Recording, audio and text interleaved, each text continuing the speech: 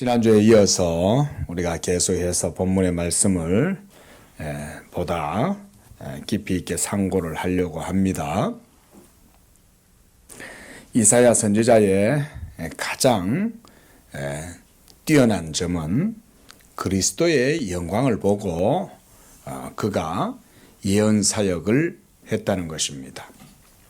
그래서 신약 성경에서도 이 이사야 선지자의 사역을 일컬어서 그가 그리스도의 영광을 보았다라고 이렇게 말을 하고 있습니다.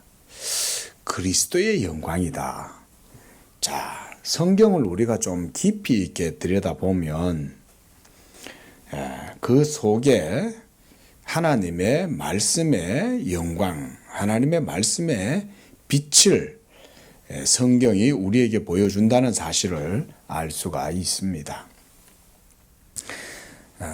우리가 늘 말씀에서 하나님은 일하시는 분이다, 이런 말씀 하지 않습니까? 믿으시기 바랍니다. 하나님은 일하고 계십니다. 하나님은 지금도 일하고 계시는 거예요. 사람은 사람의 일을 하고 인류는 인류의 일들을 하지만 하나님은 하나님의 일들을 하십니다. 모든 세계를 창조하셨을 뿐만 아니라 그 창조하신 세계의 목적도 하나님이 지금도 이루어가고 계시는 거예요. 그리고 마지막 날이 되면 하나님이 창조하신 그 목적이 이루어질 줄로 믿습니다. 성경은 그걸 보여주죠. 마지막 날에 대해서 성경은 계속해서 얘기를 하죠.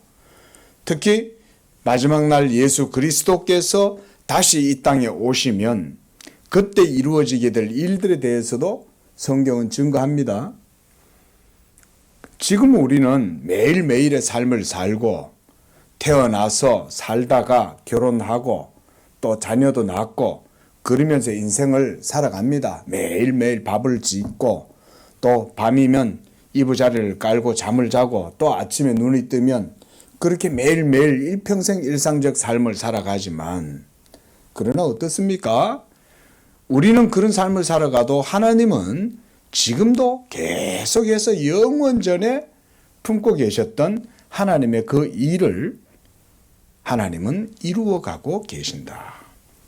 그래서 우리가 신학에서는 하나님의 작정, 하나님의 영원하신 예정과 선택, 또 하나님의 섭리, 또 하나님의 경륜, 이런 말들을 우리가 계속 성경을 통해서 볼 수가 있죠. 하나님께서 그러면 뭘 작정하셨고, 하나님께서 뭘 뜻하셔서 계획하셨고, 그리고 하나님께서 또 어떻게 선택하시고, 또 어떻게 하나님이 행동하시고, 하나님의 섭리는 또 역사 속에 어떻게 이루어지고, 이런 모든 것들을 성경이 우리에게 얘기해 주고 있는 겁니다. 자, 이게 무슨 얘기냐면요. 지금 이런 말씀을 드리는 이유가 뭐냐면 오늘 우리가 읽었던 이 본문에 이 선지자가 바라보고 예언하는 이 내용은 바로 하나님의 영원하신 경륜, 하나님의 섭리, 이런 것들을 보여주고 있기 때문에 그렇습니다. 말씀드렸듯이 선지자는 그리스도의 영광을 보았다 그랬어요.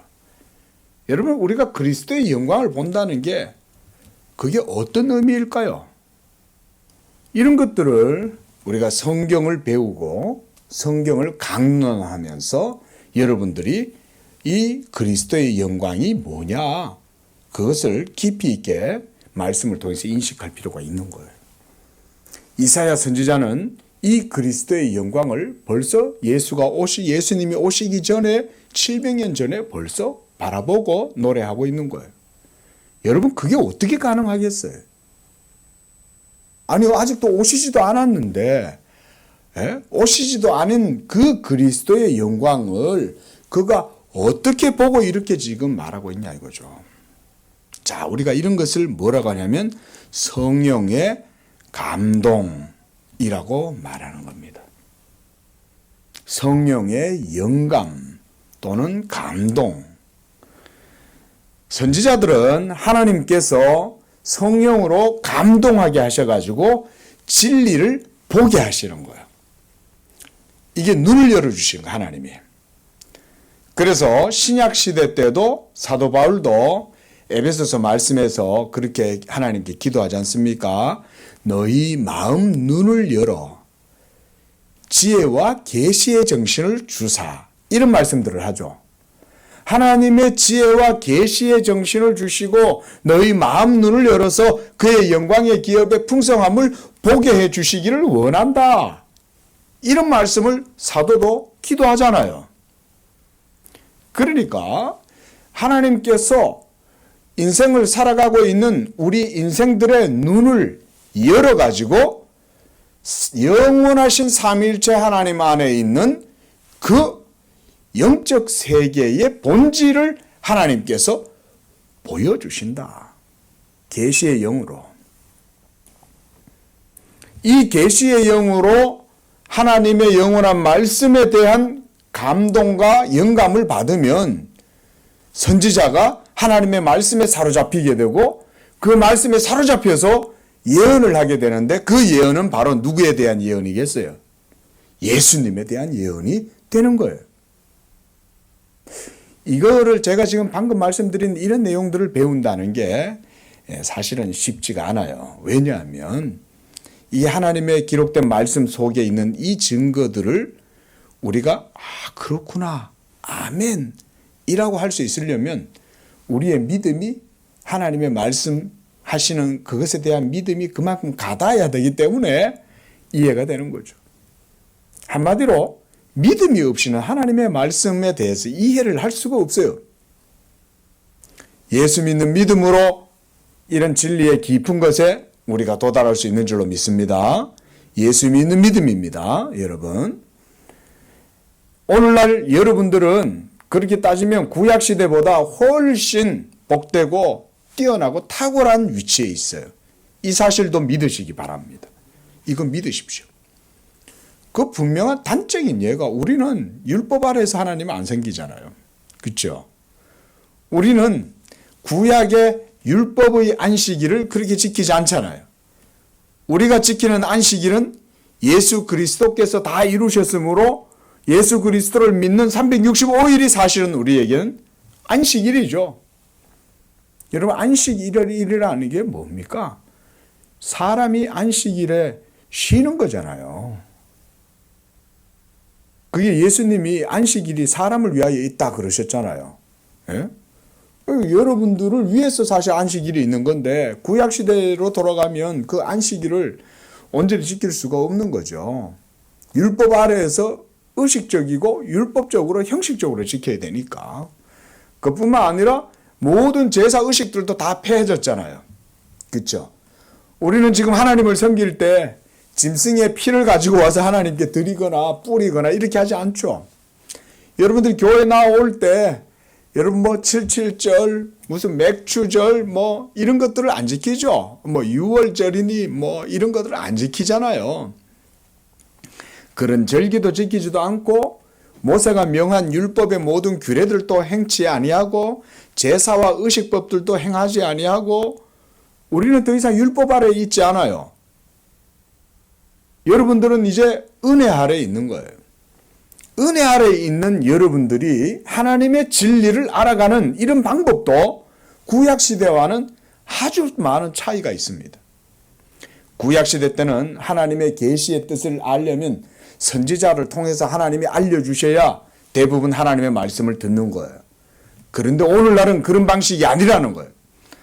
오늘날 왜 신약의 성도들이 구약 성도들보다 훨씬 탁월하고 복된 믿음을 갖고 있냐면 오늘날은 우리가 예수만 믿으면 구약의 선지자들과 율법이 증거했던 바 모든 진리의 도에 우리가 가까이 나아갈 수 있다는 것입니다. 믿으시기 바랍니다. 이것이 그래서 귀한 거예요. 자, 여러분 지금 선지자가 하시는 말씀들을 한번 보십시오. 이제 이렇게 우리가 말씀을 들으면서 5절 말씀을 한번 보세요. 이제 여호와께서 말씀하시나니 그는 태에서부터 나를 그의 종으로 지으신 이시요 야곱을 그에게로 돌아오게 하시는 이시니 이스라엘이 그에게로 모이는도다. 그러므로 내가 여호와 보시기에 영화롭게 되었으며 나의 하나님은 나의 힘이 되셨도다. 자, 이 말씀이 어떻게 읽으면요, 이게 참 쉽지 않은 말씀입니다. 원래 선지서들이 어렵죠.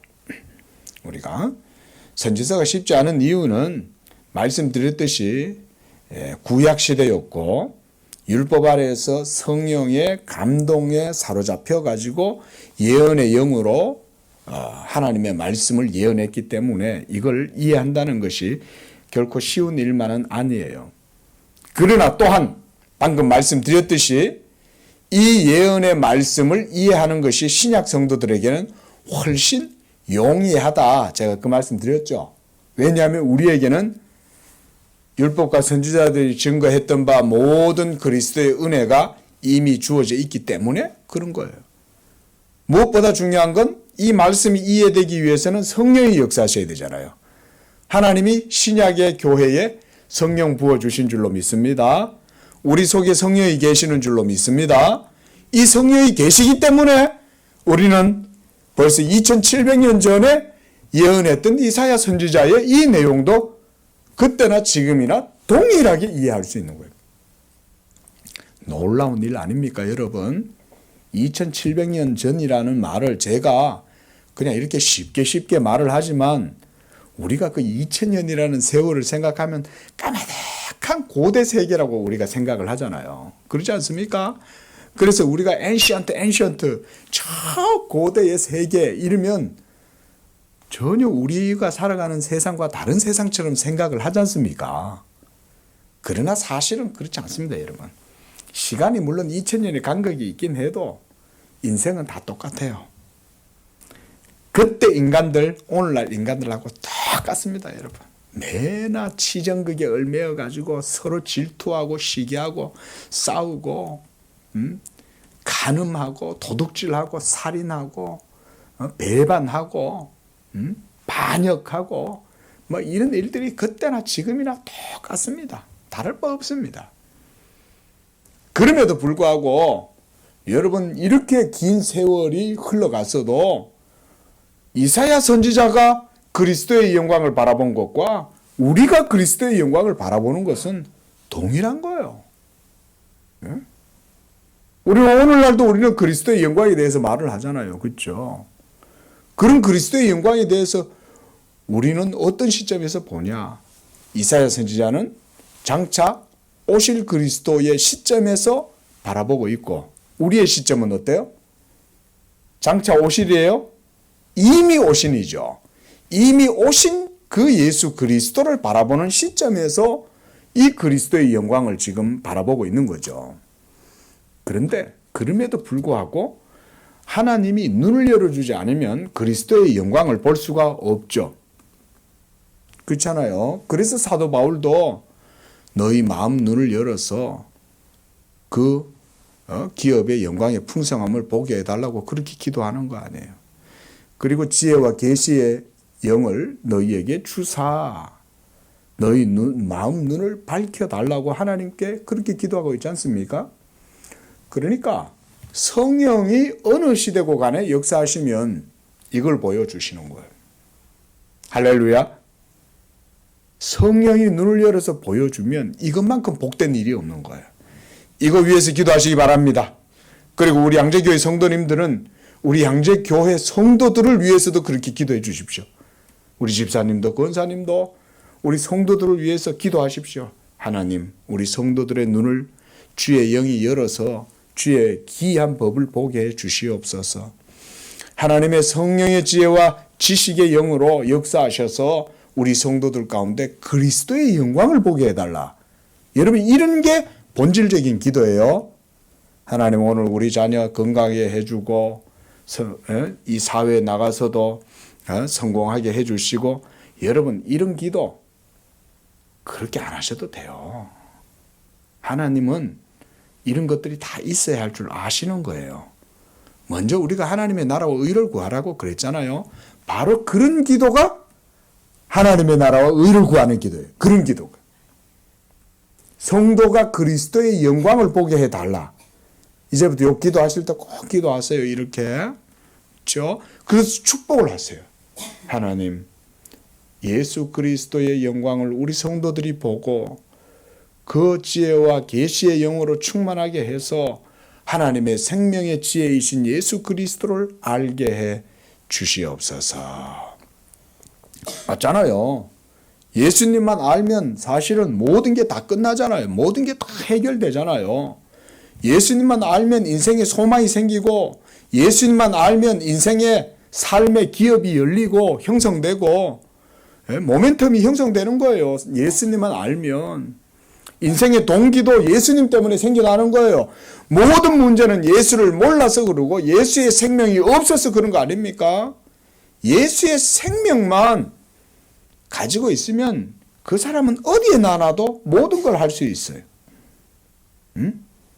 그러니까 우리 양재교회는 우리 성도들을 믿음으로 세우고 양육할 때, 자녀들을 키울 때도 그런 기도를 해야 돼요. 하나님, 성령으로 역사하셔서 그리스도의 영광을 보게 하시옵소서. 이사야 선지자가 오늘 그리스도의 영광을 보고 있습니다. 지금 우리가 방금 읽었던 이 5절 말씀에서 보면 그는 태에서부터 나를 그의 종으로 지으신 이시다. 여기에서 그는 누구고 또 나를 할 때 이때 나는 누굴까요? 그는 누구고 나는 누구일까요? 여기서 이런 것들을 우리가 깊이 유심하게 봐야 되는 거예요. 그는 태에서부터 나를 그의 종으로 지으신 이시다라고 하는 말은 먼저 하나님께서 자기의 언약 백성들을 산출하셨다라는 말씀으로 보시면 성경적으로 가장 저는 바르게 본다고 생각을 합니다.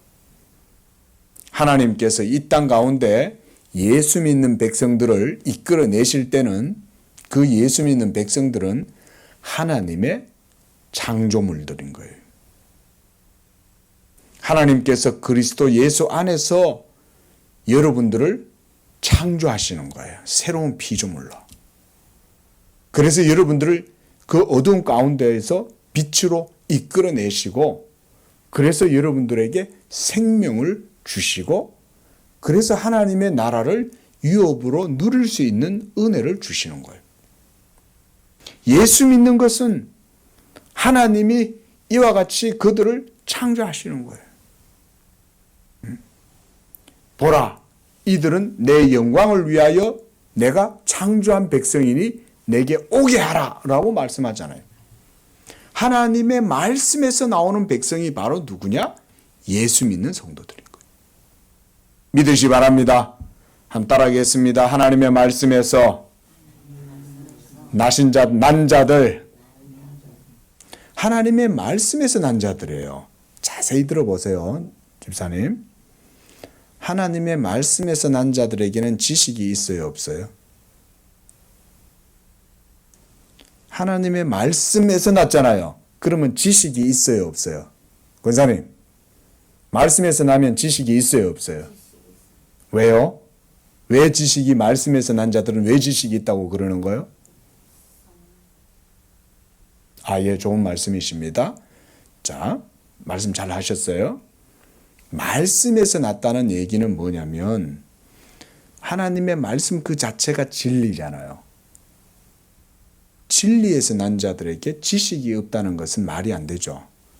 우리가 이제 무슨 대학 같은 데 가보면 그 대학의 표 같은 거 있잖아요. 예? 서울대학도 베리타스 룩스메아, 진리는 나의 빛이다 라고 했을 때 그걸 왜 대학의 표제로 그렇게 딱 붙여놨을까요? 그거는 대학이 지성의 전당이잖아요. 지식을 배우는 곳이잖아요. 지식을 배우니까 진리라는, 베리타스라는 말을 쓰는 거예요. 그렇죠? 지식이 있기 때문에. 그 진리라는 말은 지식이란 말입니다.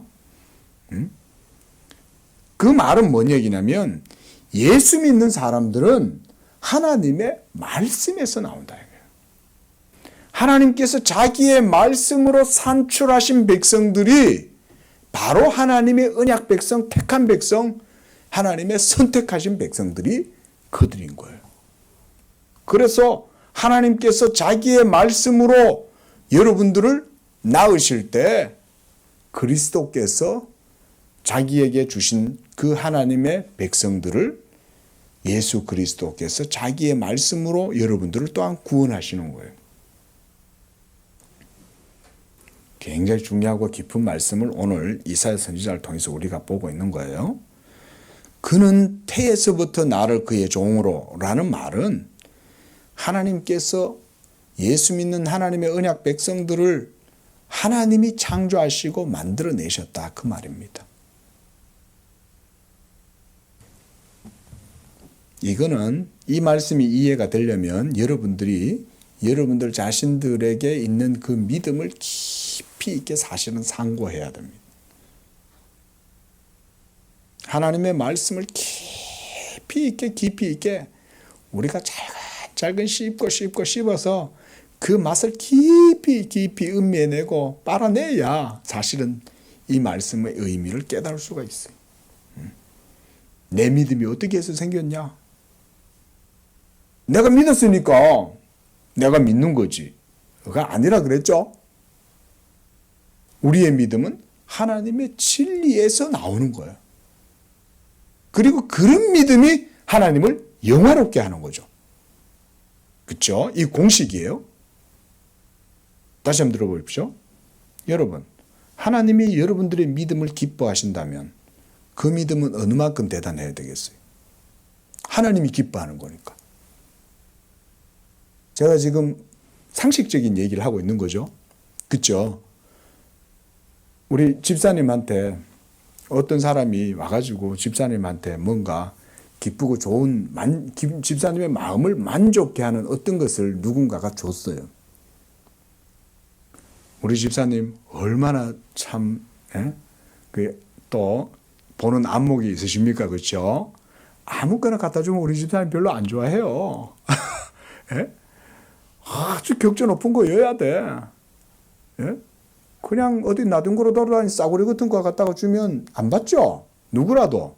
이거 저한테 왜 줘요? 이럴 거 아니에요.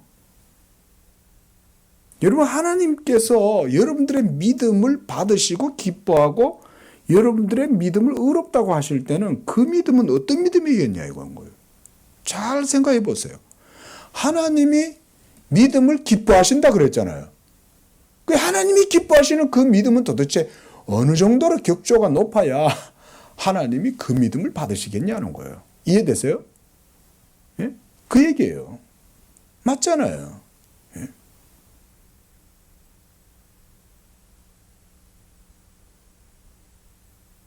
여러분들에게 귀한 것을 줬을 때 그게 가치가 있어야 되는데 하나님이 믿음을 가치 있게 여기시는 거죠. 예? 여러분들이 여기서 착각을 하시면 안 되는 게 뭐냐면 내가 믿어가지고 내가 믿는 그 믿음을 하나님이 기뻐한다고 생각하면 천만의 말씀입니다. 여러분 장로교의 신앙인들은 그렇게 믿으면 안 됩니다.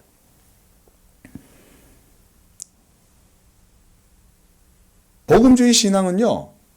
내가 잘 믿어가지고 하나님이 기뻐한다고 생각해요. 그러나 개혁주의는 그렇게 말하지 않습니다. 나의 믿음은 하나님이 주신 것이고 하나님이 이 믿음을 주시기 위해서 자기의 영원한 말씀 예수 그리스도를 이 땅에 보내셨고 그 예수 그리스도의 죽으심과 순종과 자기를 들이심으로 인해서 그 예수 그리스도로 말미암아 우리 속에 믿음이 일어나게 하고 성령의 진리가 역사하셔가지고 내가 믿게 되고 그렇게 믿게 되었을 때 하나님이 나의 믿음을 받으시고 인정해 주시고 기뻐하신다. 이렇게 고백해야 됩니다. 여러분 이렇게 믿고 이걸 이렇게 고백해야 돼요. 그래야 하나님이 그 믿음을 받으시고 기뻐하실 뿐만 아니라 하나님 자신의 영광도 거기에서 얻으시는 거예요.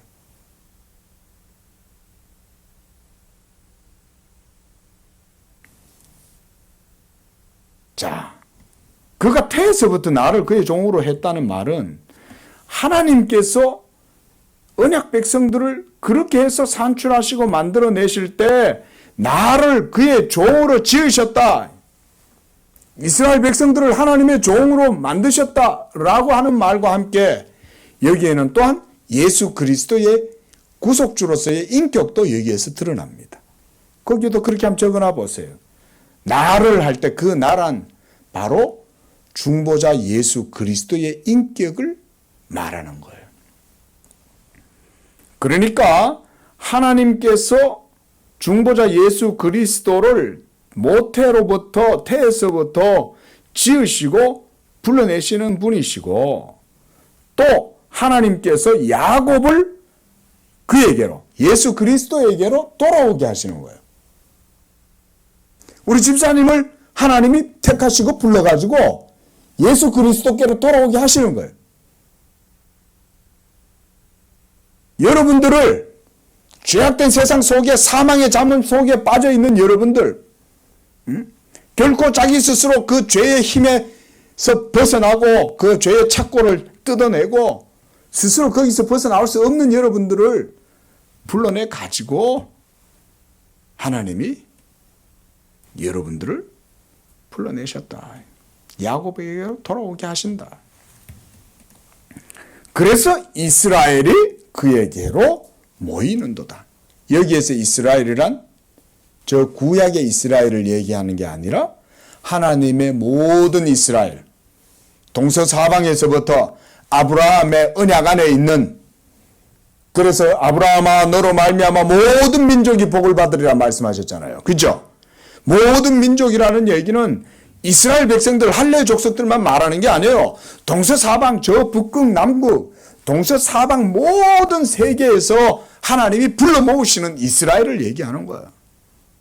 그 가운데 여러분도 포함되어져 있는 거예요. 그러므로 내가 여호와 보시기에 영화롭게 되었으며, 이 말씀도 성경의 깊은 내용이죠. 나의 하나님은 나의 힘이 되셨도다 라고 이렇게 중보자 그리스도가 이렇게 하나님께 노래하고 있는 거예요. 이사야 선지자가 말하는 것 같지만 이사야 선지자는 성령의 감동을 힘입어서 그리스도의 영으로 그리스도의 노래를 지금 하고 있는 거예요. 그래서 내가 여호와 보시기에 할 때 내가는 누구겠어요?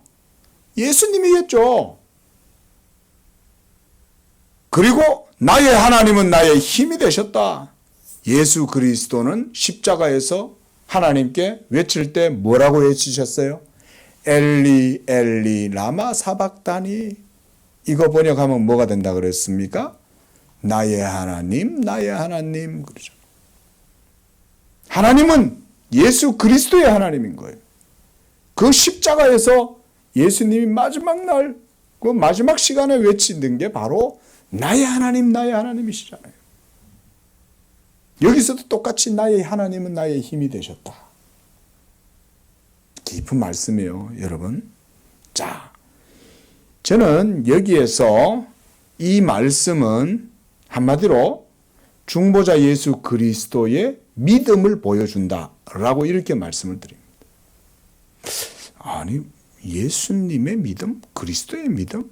여러분, 이런 표현은 전에도 한 말씀드렸듯이 아주 생소한 표현일 수 있어요.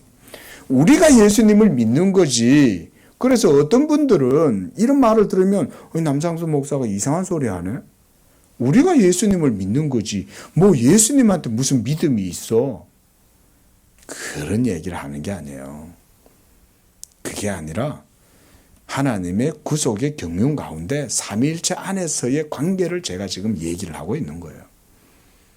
지금 여기도 보십시오. 오늘 본문 말씀에도 보면 내가 여호와 보시기에 영화롭게 되었다 그랬잖아요. 그렇죠? 그리고 예수님이 뭐라 그랬어요? 나의 하나님은 나의 뭐가 되셨다? 힘이 되셨다. 예수님한테 그래 따지면, 그분들의 논리로 하면 예수님한테 힘이 있어요, 없어요? 예? 예수님한테 전능한 능력이 있어요, 없어요? 있죠. 그러니까 여기서 중보자 그리스도에 대해서 성령이 이와 같이 나의 하나님은 나의 힘이 되셨도다라고 이렇게 말씀하시는 것은 뭐냐면 삼위일체 하나님 안에서 이루어지게 되는 일들이라는 것을 우리가 주목을 해야 되는 거예요. 자, 그에 대해서 좀 보는 겁니다. 자, 마태복음 27장 46절에서도 예수님은 하나님을 향하여 나의 하나님이라고 그랬잖아요. 그런 논리로 하자면 예수님은 하나님이시잖아요. 예수님 자신이 하나님이신데 왜 예수님이 나의 하나님 찾을 필요가 뭐 있어요? 그게 아니라 하나님 아버지의 보내심을 따라 순종하시고 이 세상에 오신 그 그리스도께서 하나님의 모든 일들을 이루심에 있어서 이와 같이 마지막에 최후에 하나님께 이와 같이 외치시는 거죠. 하나님이 나를 버리셨다. 이 버리심이 우리의 선택이 되는 거예요, 여러분.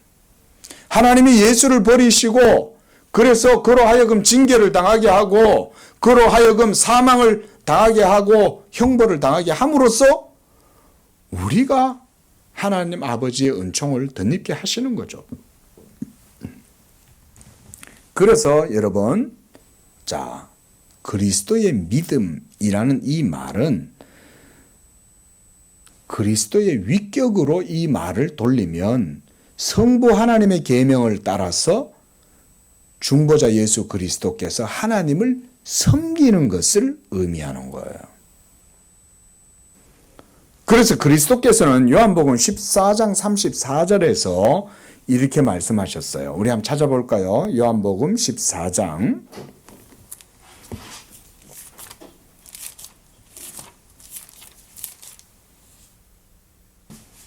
34절입니다.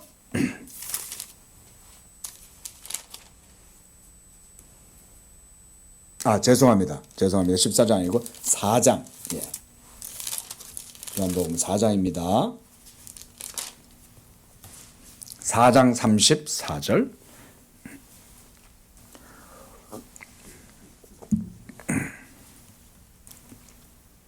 함께 읽습니다. 시작.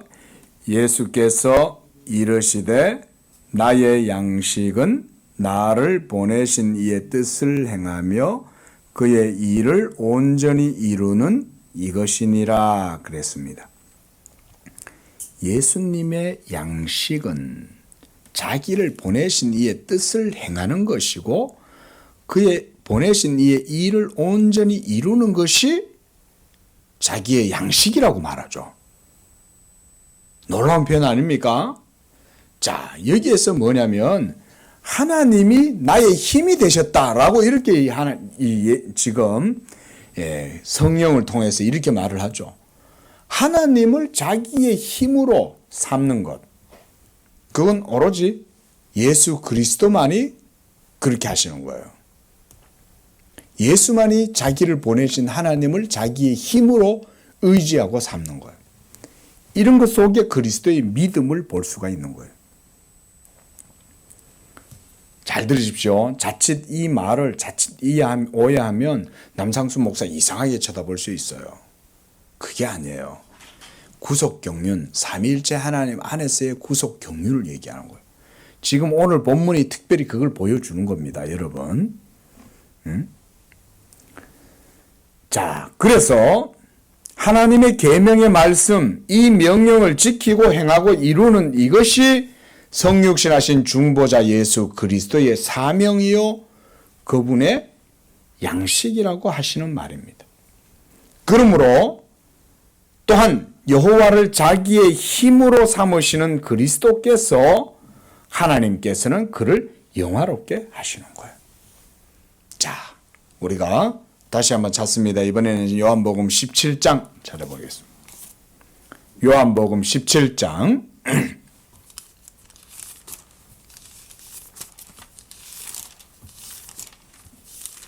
1절 우리 함께 읽어보겠습니다. 자, 요한복음 17장 1절 시작. 예수께서 이 말씀을 하시고 눈을 들어 하늘을 우러러 이르시되 아버지여 때가 이르렀사오니 아들을 영화롭게 하사 아들로 아버지를 영화롭게 하게 하옵소서. 그 밑에 5절도 한번 보십시오. 시작. 아버지여 창세전에 내가 아버지와 함께 가졌던 영화로서 지금도 아버지와 함께 나를 어떻게 해달라고 그래요? 영화롭게 해달라고 그러죠. 그래서 오늘 5절 하반절에서도 내가 여호와 보시기에 영화롭게 되었으며 라고 말하고 있는 거예요. 여기서 그러면 내가란 누구겠어요? 아버지께서 영화롭게 하신 예수 그리스도를 말하는 거예요. 자, 또 한 번 찾습니다. 이번에는 사도행전 3장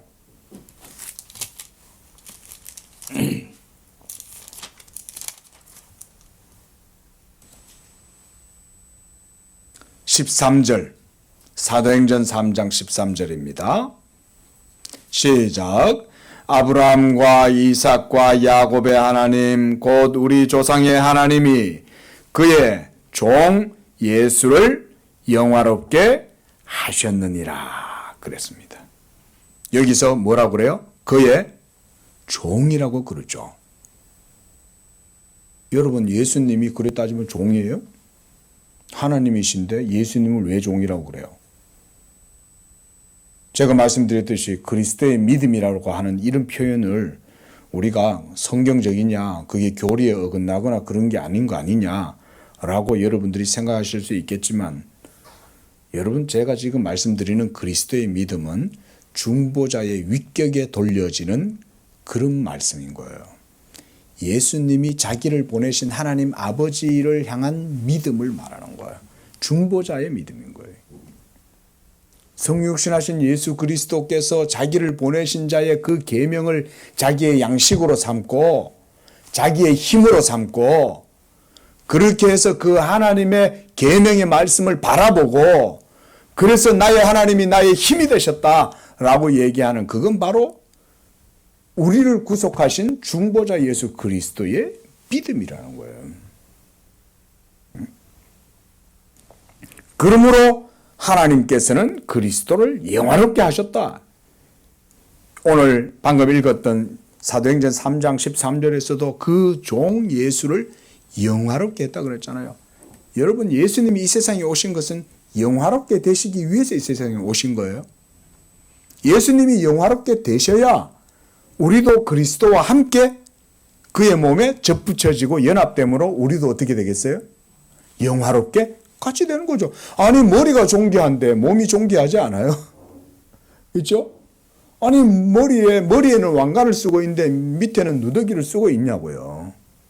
머리에 왕관을 쓰고 있으면 온 몸도 금 장식을 해가지고 온갖 옷보석을 갖다가 몸에 두르고 치장을 해가지고 존귀하게 몸을 아주 옷으로 탁 덮어주잖아요. 몸도. 우리도 그리스도와 함께 영화롭게 되는 거예요. 그러니까 지금 이사야가 하는 이 본문의 내용은 바로 뭔 얘기냐면 우리의 구원을 얘기하고 있다고 볼 수 있는 거예요. 누구로 말미암는 구원? 우리의 머리가 되신 예수 그리스도로 말미암는 구원을 말하고 있는 거죠. 하나님께서 예수를 통해서 동서사방에서부터 야곱을 그에게로 돌아오게 한다는 거예요. 이런 구속에 대한 말씀이 이사야 선지자를 통해서 예수 그리스도를 이렇게 증거하고 있는 거예요. 제가 지금 이런 말씀을 하려고 지금까지 이런 얘기를 하는 거예요, 여러분들한테. 한마디로 성경신학적인 얘기들을 여러분들한테 말씀드리는 거죠. 하나님께서 그리스도를 높이시고 영화롭게 하셨다. 여러분, 이것은 성경의 언약 사상 중에 아주 깊은 내용입니다. 한번 따라하겠습니다. 하나님께서 그 종 예수를 영화롭게 하셨다. 그러면 예수님은 지금 어떤 상태에 계신다는 거예요? 예수님이 지금 현재 어떤 상태로 계셔요? 예수님이 바로 하나님과 하나님 보좌 우편에서 지극히 높아주신 거죠. 그렇죠? 우리 한 번 더 찾아보겠습니다. 빌립보서 2장. 하나님이 어떻게 예수를 영화롭게 하셨는가? 우리가 빌립보서 2장 말씀 봅니다. 자, 이 성경이 아주 중요한 사상이어서 제가 천천히 이렇게 말씀들을 보는 거예요. 자, 9절 말씀 시작. 이러므로 하나님이 그를 지극히 높여 모든 이름 위에 뛰어난 이름을 주사 하늘에 있는 자들과 땅에 있는 자들과 땅 아래에 있는 자들로 모든 무릎을 예수의 이름에 꿇게 하시고 모든 입으로 예수 그리스도를 주라 시인하여 하나님 아버지께 영광을 돌리게 하셨느니라. 자, 보세요. 잘 들으십시오. 하나님이 그 종 예수를 영화롭게 하신 거예요. 그렇죠? 여기도 보면 우리가 이사야 선지자도 지금 그리스도의 영광을 봤다 그랬죠. 그 그리스도의 영광을 보고 지금 노래하고 있는 거예요. 이사야 선지자가. 그래서 여호와 보시기에 영화롭게 되었다. 하나님께서 그 종 예수를 영화롭게 하신 거예요. 이미 선지자는 그것을 선취적으로 미리 바라보는 거예요. 그리고 예수 그리스도가 십자가를 통해서 하나님의 모든 계명을 이루심으로, 그래서 우리가 방금 읽었던 빌립보서 2장 8절 말씀에는 그리스도의 낮아지심에 대해서 얘기하죠. 십자가의 죽으심에 대해서 얘기하잖아요. 그래서 자기를 낮추시고 죽기까지 복종하셨으니 그 십자가에서 죽으심이라 그랬어요. 그런 다음에 바로 9절에 이름으로, 그름으로, 그래서 원인 접속사죠. 예수가 십자가에서 죽으시고 하나님의 모든 율법의 의를 이루셨기 때문에, 그래서 하나님이 그 종 예수를 지극히 높여서 모든 이름 위에 뛰어난 이름이 되게 하고 그를 영화롭게 하셨다는 거예요. 모든 무릎이 그의 발 아래 꿇게 했다는 거예요. 그래서 여호와 보시기에 영화롭게 되었다. 하나님이 그 종 예수를 세우시고 영화롭게 하시는 거예요. 여러분, 하나님의 구원이 예수 그리스도로 말미암아 이루어지게 될 때 하나님께서 영원하신 삼위일체 하나님 안에서 이와 같이 영원 전부터 이러한 일들을 행하셨던 거예요. 쉽지 않은 말인 거 제가 알아요. 우리 성도님들한테. 하지만 여러분들이 믿음의 눈을 열고 한층 더 그 믿음을 힘입어서 뚫고 올라가십시오. 칼빈의 표현대로. 그래서 칼빈이 늘 그런 말 쓰잖아요. 그죠? 우리가 기독교 강요에서 권사님 그런 공부했습니다. 그렇죠? 믿음으로 우리의 육체와 이성의 논리를 뚫고 올라가라는 거죠. 지금 바로 이런 말씀을 이해하기 위해서 바로 지금 칼빈이 말한 것처럼 여러분들에게 지금 그런 믿음이 필요한 거예요. 그걸 뚫고 올라가서 보면 바로 성경이 증거하는 바 우리의 구원의 말씀이신 예수 그리스도를 이사야가 지금 어떻게 얘기하고 있는지를 우리가 알게 된다. 그래서 우리가 기도해라는 거죠. 그래서 그리스도의 영광을 보게 해달라고 기도하라는 거예요. 그런 걸 기도하십시오. 우리 집사님, 우리 성도님들 믿음 생활 하실 때 이 믿음의 말씀을 붙들고 나아가야 믿음 생활에 진보가 일어나요. 교회 나온다고 믿음 생활이 아닙니다. 이런 말씀들을 붙들고 이 말씀이 뭔 말인가를 깨닫기 위해서 성경을 깊이 붙들고 하나님께 막 이렇게 그런 것 속에서 막 고민을 하고 그런 것 때문에 애가 타고 이걸 배우고 싶어 해야 되고 막 이래야 되는 거예요. 그래야 믿음이 늘지 교회 그냥 다닌다고 그냥 믿음이 늘어나는 게 아니고. 목사는 우리 성도님들이 그리스도로 말미암아 부요해지기를 원해요. 저는 오늘도 그렇게 기도했어요. 주여, 우리 성도님들 축복해 주십시오. 특별히 오늘 새벽에 하나님께서 그런 마음을 많이 주셨어요. 하나님, 우리 성도들의 마음 속에 지혜와 계시의 영을 열어가지고 이 복음의 부요함을 예수 그리스도로 말미암아 깊이 누리는 성도들이 되게 해달라. 설교 저도에도 말씀했다시피 예수 그리스도를 알면 모든 게 다 끝나는 거예요. 예수 그리스도만 알면. 이런 복된 믿음들 되시기를 바랍니다. 자, 6절 말씀도 동일합니다. 보세요. 그가 이르시되 네가 나의 종이 되어 하나님께서 예수 그리스도를 지명하여 세우셨다는 거예요, 여러분. 그래서 이 예수 그리스도를 세워서 어떻게 하시냐? 야곱의 지파들, 이스라엘이잖아요.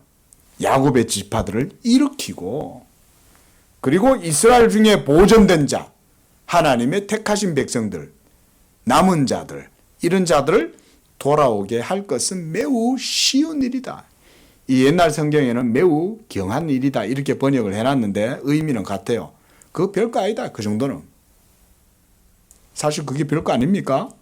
엄청난 일이잖아요.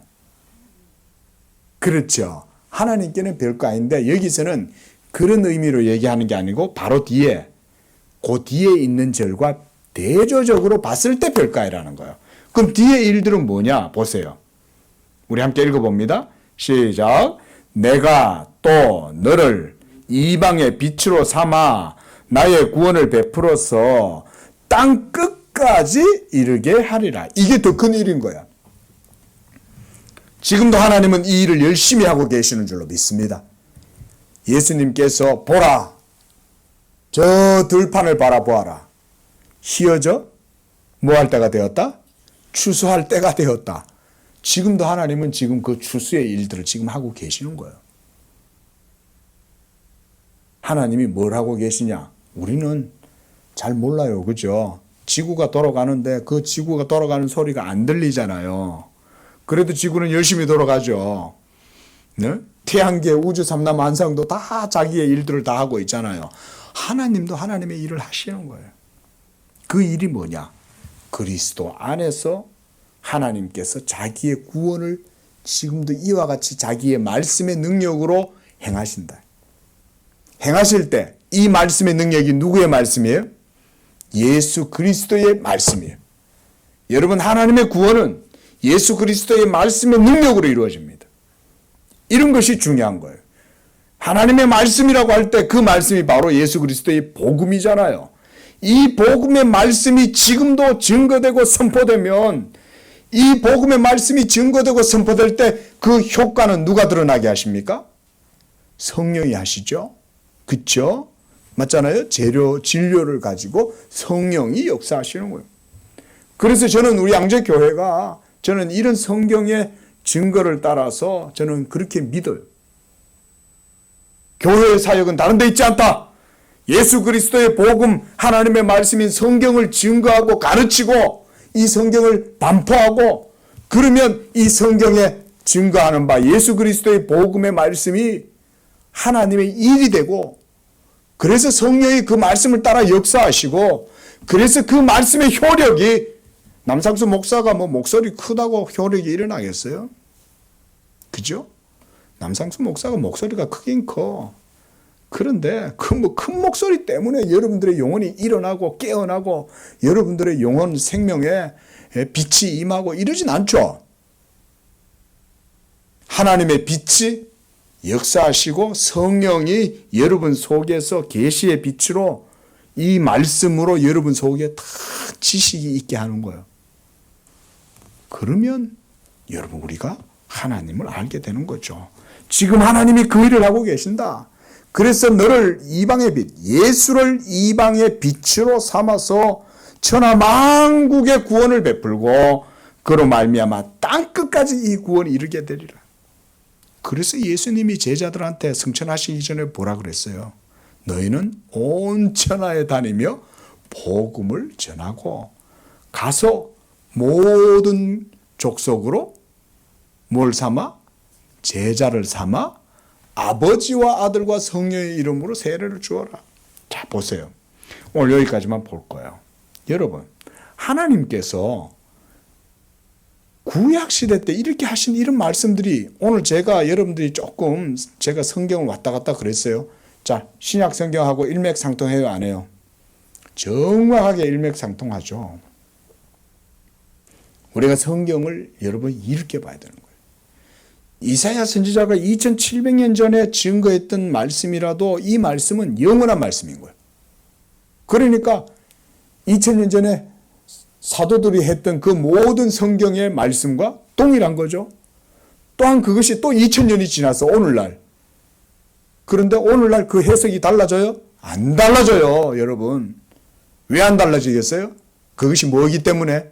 하나님의 말씀이기 때문에 안 달라지는 거야. 제가 목사가 돼가지고 제일 놀라운 게 뭐냐면 성경을 알고 나니까 하나님의 말씀의 놀라움이라는 게 그런 거라는 거예요. 시대가 변해도 안 바뀌어. 인간의 사고방식은 이데올로기는 바뀌어요. 예? 이데올로기는 점차 바뀌지만, 예? 그래서 무슨 뭐 근대주의, 뭐 포스트 그러니까 모더니즘이 나왔다가 또 포스트 모더니즘이 나왔다가 이런 게 없어요. 하나님의 말씀은 2000년 전이든 3000년 전이든 아브라함에게 말씀하셨던 그때든 지금이든 동일하다. 하나님께서 아브라함에게 뭘 보여주셨습니까? 복음의 영광을 보여준 거예요. 예수 그리스도로 말미암아 천하 만국이 복을 얻게 될 거라는 것을 하나님이 아브라함에게 계시해 주었던 거예요. 이렇게 우리가 아브라함의 언약을 이해하는 거예요. 아브라함이 얼마나 놀랐겠어요. 하나님이 없는 줄 알았을 거 아니에요. 응? 그런데 영광의 하나님이 그에게 나타나서 자기의 영광을 아브라함에게 계시해 주고, 무엇보다 놀라운 건 뭐겠어요? 아브라함 자신을 통해서 이 언약이 이루어지게 될 거라고 얘기한 거잖아요. 그래서 네 후손들이 점차 너에게서 나와서 바다의 모래와 같이 하늘의 별과 같이 많아지게 되고 온 세계가 너로 말미암아 복을 얻게 될 것이다. 지금 현재 우리는 그 일을 보고 있는 거예요. 여러분들 아브라함 자손 아니잖아요. 여러분들 혈통으로는 아브라함 자손들 아니잖아요. 우리는 당군의 자손들이잖아요. 예? 저는 당군의 자손 아니에요. 예? 엄밀히 말하면 저는, 저희 조상들은, 우리 남가들은 저 중국에서 왔거든요. 원래 중국에서는 김씨성을 가지고 있다가 김충이라는 이름이 우리 선조였어요.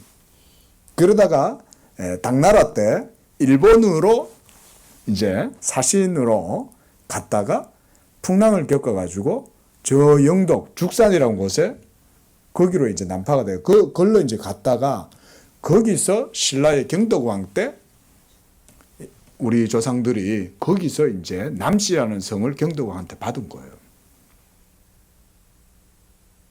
그리고 나는 당군의 자손은 아니에요. 여러분들은 당군의 자손이셔. 우리는 아브라함 자손은 아니잖아요. 그런데 아브라함을 통해서 모든 이방이 너로 말미암아 복을 얻으리라. 오늘 6절 말씀 하반절에도 그 말씀하죠. 예수 그리스도를 통해서 이 이방의 빛을 삼고 그래서 만국이 너에게로 돌아오게 될 것이다. 자, 여러분, 우리가 마지막으로 한 번만 더 성경 찾아보고 마치겠습니다. 이번에 시편 2편으로 이번엔 가봅니다. 자, 제가 지금 뭔 얘기를 하려고 그러는가 여러분들이 오늘 이 말씀을 잘 유념을 하셔야 돼요. 그러면 성경의 아주 깊은 사상을 오늘 배우는 겁니다. 자, 이 시편 2편은 다윗의 시편이에요. 이걸 보고 우리가 메시아 시편이다라고 말을 합니다. 시가문학에서. 그런데 다윗이 성령이 충만해서 시를 예언시를 하는 거예요. 이게 옛날에는 여러분 이 오라클, 우리가 예언자들이요, 예언을 하면 이런 시문학의 형식이 예언에 아주 유용해요. 우리가 시라고 하는 문학적 특성 자체가 굉장히 함축적인 의미를 가지잖아요. 그렇죠?